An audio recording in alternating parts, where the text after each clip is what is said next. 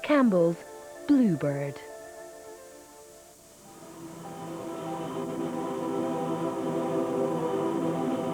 Two women are haunted by the death of Donald Campbell on Coniston Water in 1967. His widow Tonya and his only child Gina. Well, he was a great man, and he did what he liked doing best. You see the films, you see photographs, and somehow it's happened to somebody else. It hasn't happened to you, it hasn't happened to him. But it did. As he accelerated to 300 miles an hour, attempting to smash his own record, disaster struck. Bluebird and the body of Donald Campbell were lost in the hidden depths of the lake. But the legend lives on. Although I was born some months after Donald died in the crash, I've been fascinated by Donald Campbell and Bluebird for something like 15 years, and I've been absolutely determined to find this wreck. It's become something of a personal obsession. This is the epic tale of amateur diver Bill Smith's struggle to recover Bluebird and lay a ghost to rest.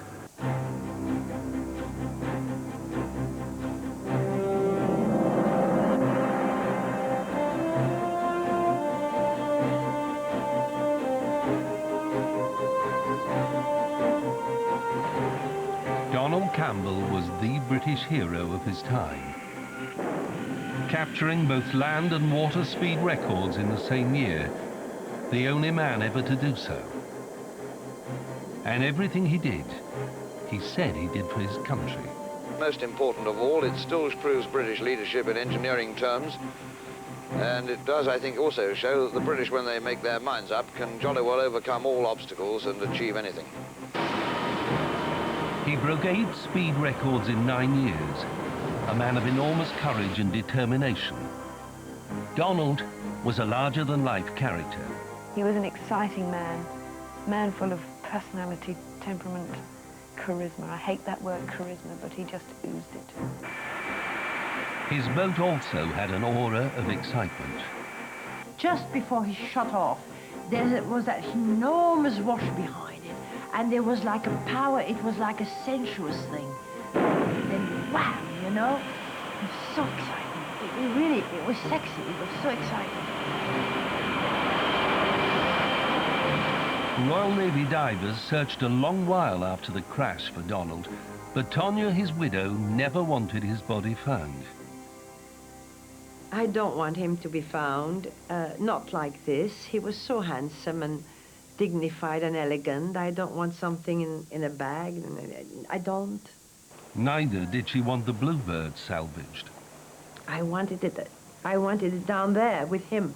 But Donald Campbell's only child, a daughter from an earlier marriage, disagrees with her stepmother and regrets she hasn't been able to bury her father. I still have not totally told myself that this event is all over. And here we are, 34 and a half, 34 years later. And to me, the event is not quite over. Maybe that might change. 4 years ago, Bill Smith, when he made his decision to begin his epic search, had yet to meet either woman. First, he needed to work out if he could even find the wreck. Owner of a Newcastle engineering factory, Bill could afford all the sophisticated magnetic and sonar equipment he needed. But finding Bluebird will be a lot harder than he imagined.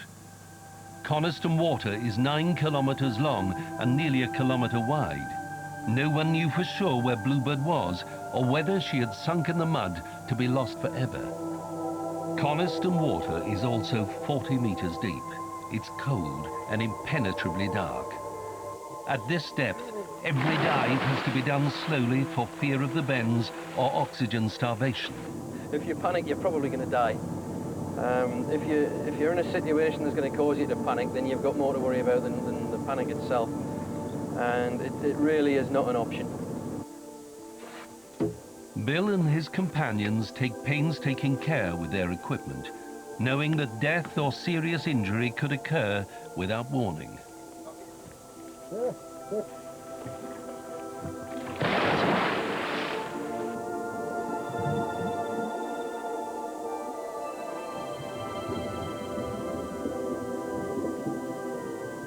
For 4 years, with his 2 diving partners, Bill scoured the lakebed diving on targets as diverse as tractor wheels and rocks, and found nothing.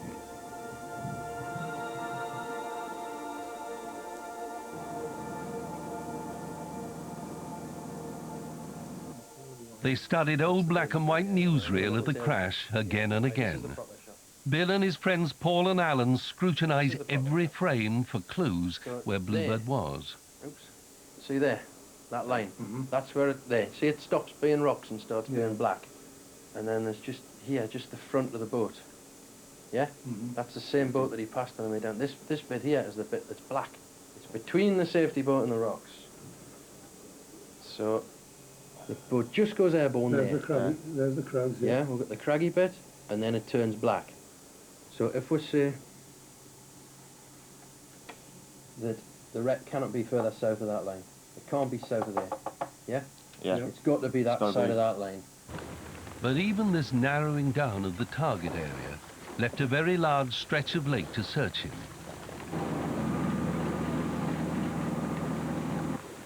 Finally, in October 2000, when Bill was thinking of throwing in the towel, I'm not so bothered about a striking image appeared on the sonar screen. What? Oh, hang on, that's good. It's man-made.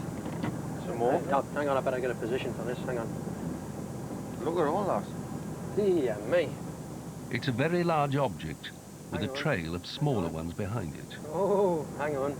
And more. They had never seen anything like this in Coniston before, and Bill believes it can't be anything other than Bluebird. Only a dive could confirm whether Bill has at last located the lost Bluebird.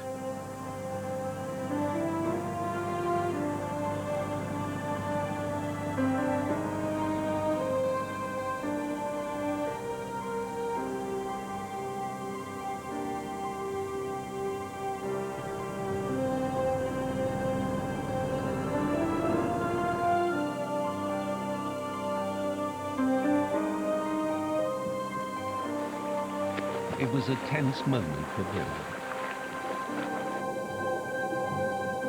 I could see absolutely nothing because, just to make matters worse, I was nervous about diving an unknown target anyway. There's always that, you know, that although you're excited, there's always a little bit of apprehension. And I did the last part of the dive completely solo. And I looked around as far as I could see the limit of those lights and couldn't see anything at all. And I turned round and there was the top of the air intake. And I looked at this and it took a few seconds for the enormity of it actually to sink in. I looked and I was actually there and I could see the damaged top of the wreck and I could see blue paint. It took a little while to actually sink in the fact that here it was. And I had a hold of it. The object of the exercise for 4 years, and I had a hold of it, and that wouldn't register for a while. And I turned round and I swam to the back of the boat, and there was the tail fin, still standing, still solid, attached to the fuselage.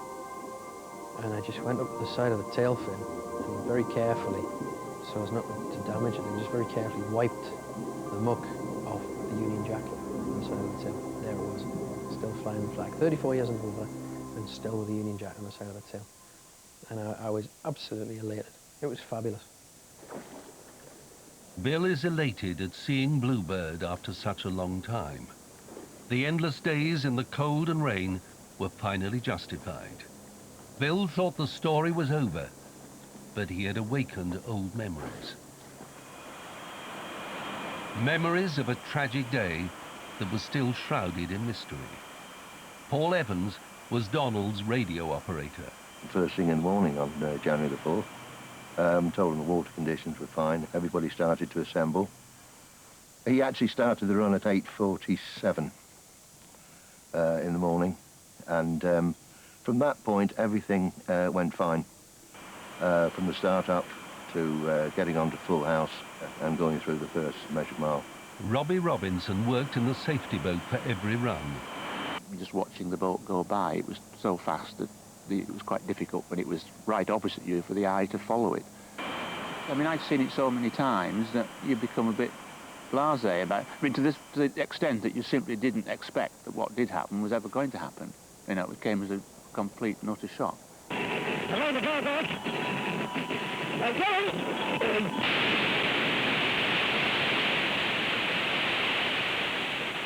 Well, I mean, it's not often you see grown men crying, and there was a lot of that done that day.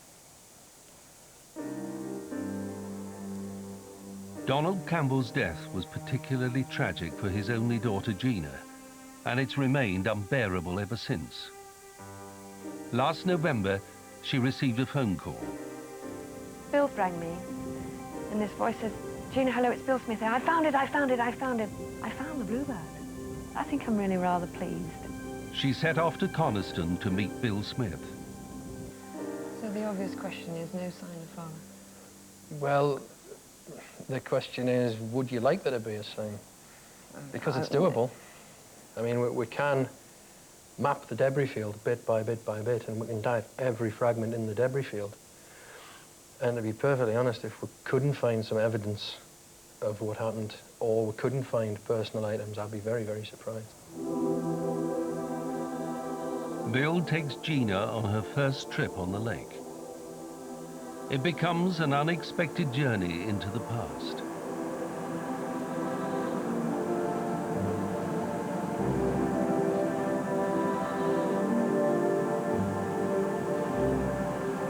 He broke a record on my birthday on this lake. 19th of September. I think it was 56 or 57. And I remember there was a BBC crew there, and they came rushing up to me live. And I'm only a little tot.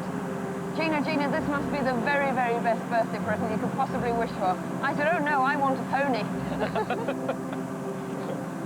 I got a pony. Yeah, that's fair. Eventually.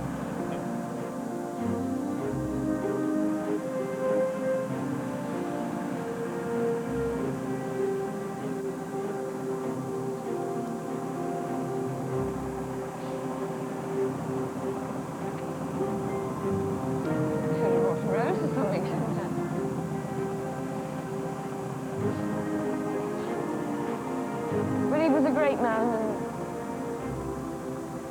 he did what he liked doing best, and I hoped that he helped others, and it was just a bit funny to be standing here, or floating here. Life? Life, yes, it's life, and there's no point in being pathetic about it. But when you now look at that boy, and I think, my dad, I was very fond of my dad. Most girls are. And you know, I've never ever really believed it, probably until now, that it ever really happened. You see the films, you see photographs, and somehow it's happened to somebody else. It hasn't happened to you, it hasn't happened to him. But it did. I'm glad you found it. I'm pleased. It upset you. It's given us a lot of, we've had a lot of pleasure from it.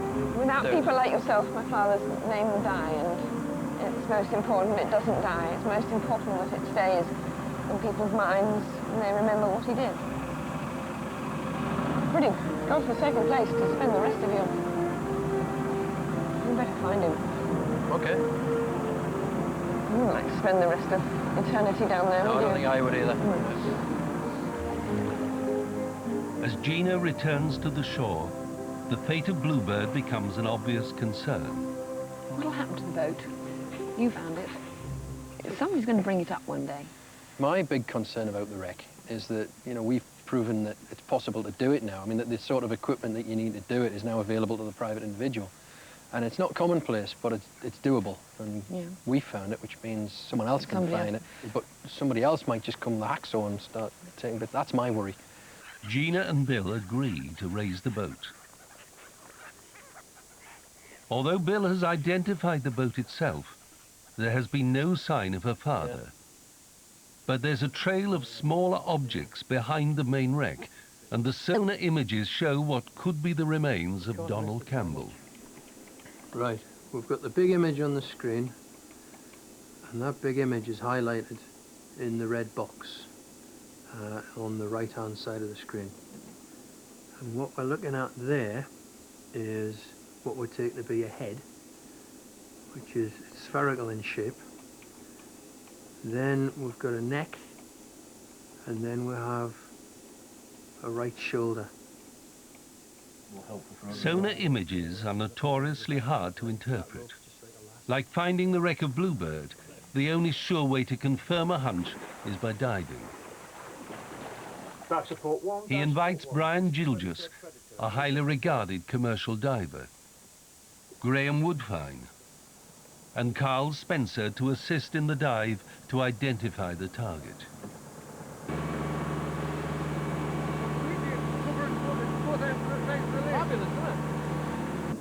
That's the target, that's the thing we're trying to get to. That's the thing we want to get a diver on, get it identified. And this is our target that we've put in, which is attached to a line to the surface. And now what we're trying to do is to get the support boat to pick this up and move it very carefully until it paints out that target. Once we've done that, we know the diver can drop straight on it.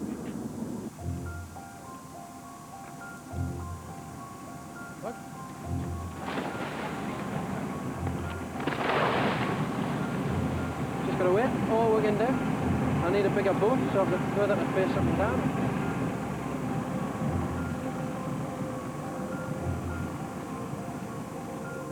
That's it. Yeah, they're on it now. They're on it. Whatever it is, they've got it. Yeah. They're definitely visual now. Oh, that's it. That's it. They're on it.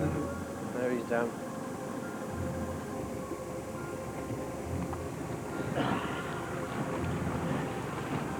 Nothing in that spot.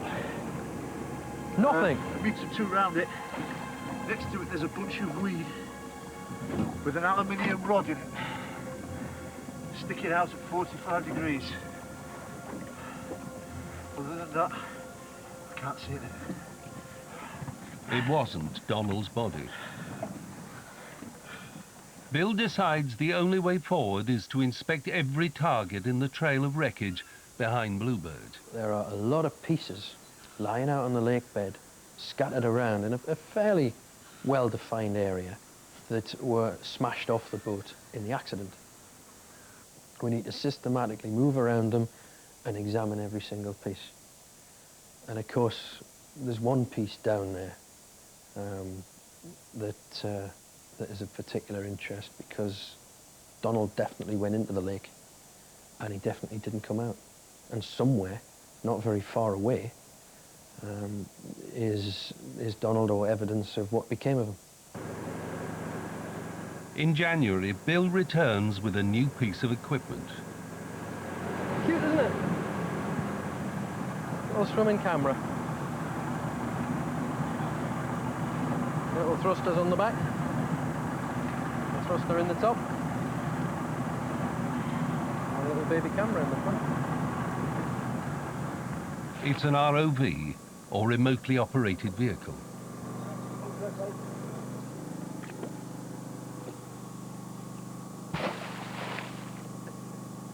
They can use the camera to visually identify objects on the lake bed without sending down a diver.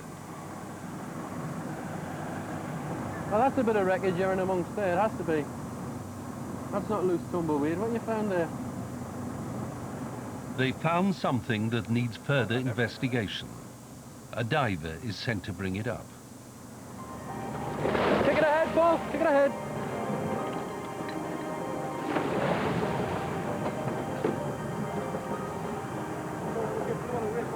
Yeah, we're all right. We're safe now. Oh, it's a big chunk, this one. Oh, this is well heavy. We're going to have to go back into the shore, methinks.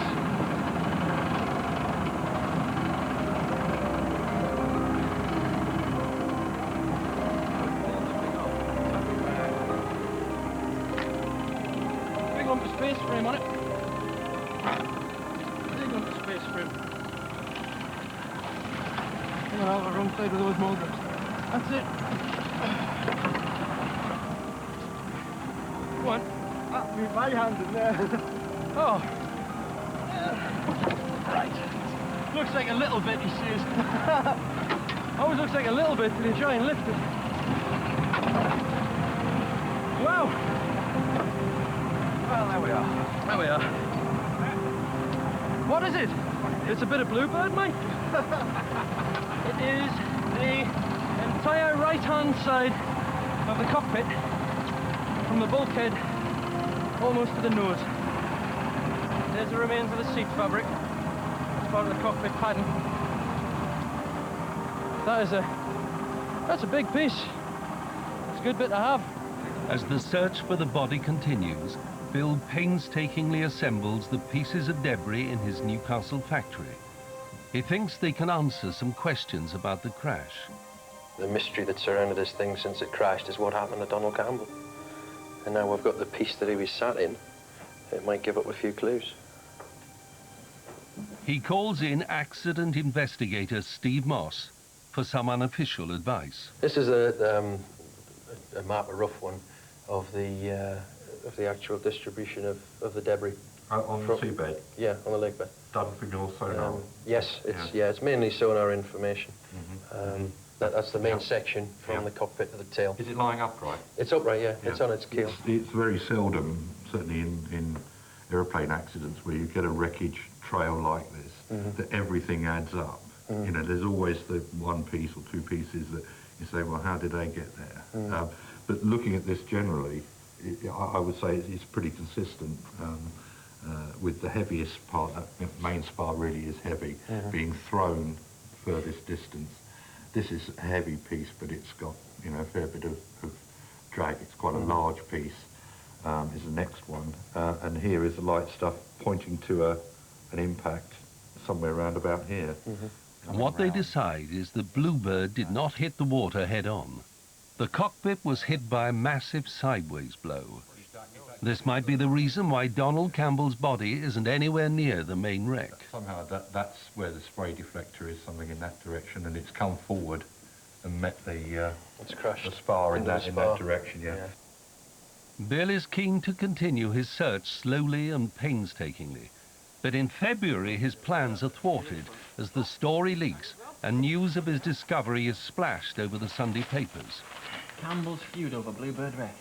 The wreck of Bluebird, the jet-powered boat on which Donald Campbell died while trying to break the world water speed record in 1967, has been found by divers. It means a change of plan. He decides to postpone his search for the body and recover the main part of the wreck fast. It is a very dangerous dive site, and, you know, people would attempt to do it who perhaps shouldn't, and there could be, you know, there could be serious safety issues. And the other thing, of course, is that Gina, you know, whose father was killed in the boat, wants us to look for our father's remains and wants us to preserve the wreck.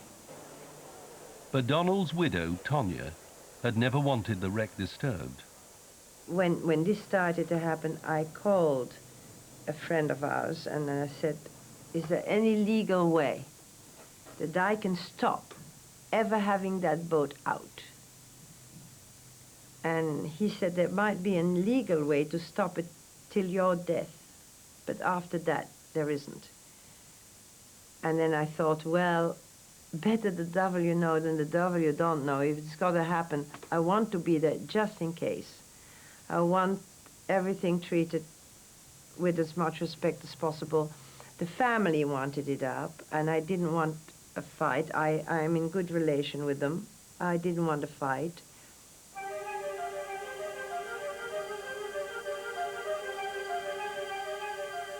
It's March the 8th.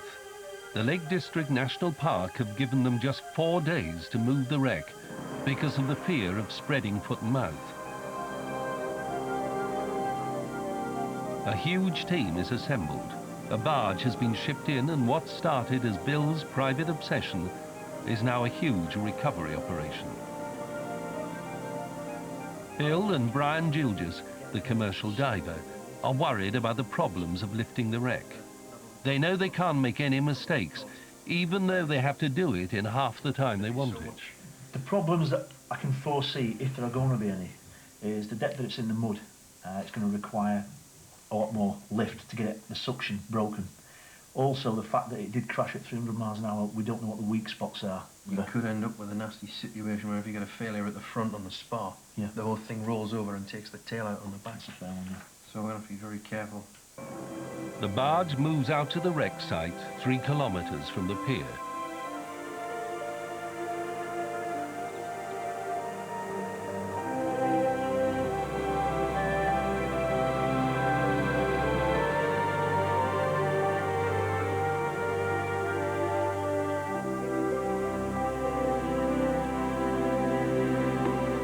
barge is needed to support the 1.5-ton weight of the wreck when it is finally lifted from the lake bed.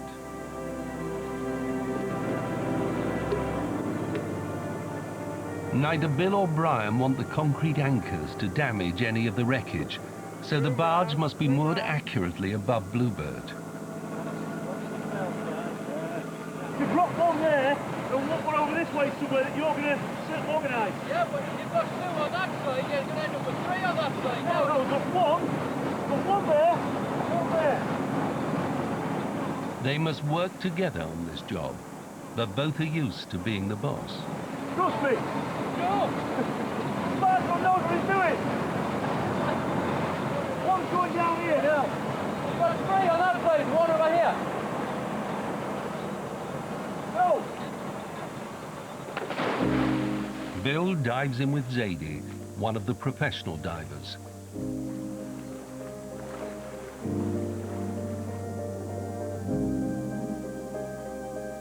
Descending 40 meters to the gloomy depths of the lake, their first task is to secure 2 yellow straps to a spar that sticks out from the front of the wreck. They are vital. Without them, tying the front of the wreck to the lifting frames will take more time. Brian monitors the operation on the remote camera. Donald, are you okay, over? Perfect. Did you manage to get them on? Yes. Nice one. All ready for tomorrow, yeah?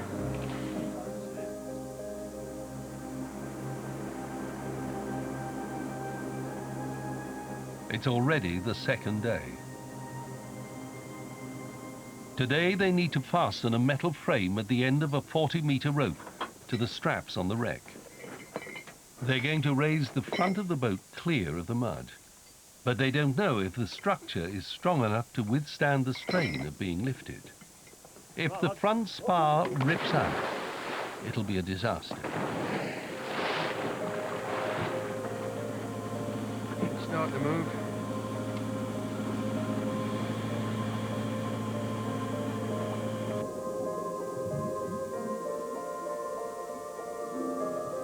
Keep going. Start moving again, mate. That's good. That's some movement there. That's it.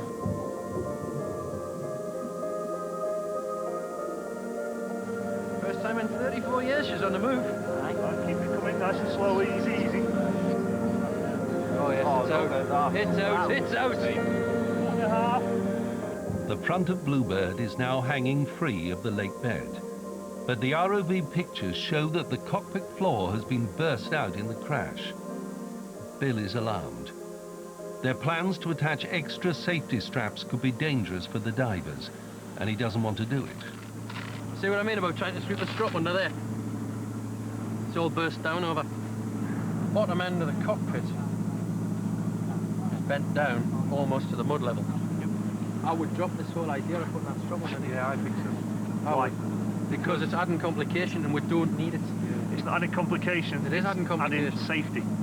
We're just Safety-wise, let's get the strap up. Safety-wise, we're making dives that we don't need in 40 metres of water. We're not making dives we don't need them. We don't need that strap. You can't say that, Bill. We can say it. You've not been down, inspected it, or anything else. You can't just come out and say, right, it doesn't need it. It doesn't need it. It hasn't even cracked the paint on that spot. Yeah, but you can't go down, just say, well, that doesn't need it. You need to go down, look at it. It's safer to get a strap up. Well, I'll go down and look at it, but we don't need the strap. It needs a strap underneath it.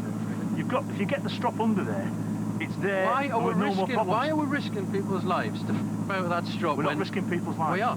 No, we're not. Every time you go to the bottom of there, you're risking people's lives. Well, if that's the case, the whole project's risking your lives. Well, of course it is. So let's do it as little as we need to do. We don't need that strap. Let's make it safe. I'm not prepared to run a diving operation unless that stops. We'll get your kit on. No, I've got less to do it. They'll do it. Strop it. It's dangerous for no good reason. No reason at all. I want it stropped. Strop it. The divers go in to fix the straps, and it takes the rest of the day.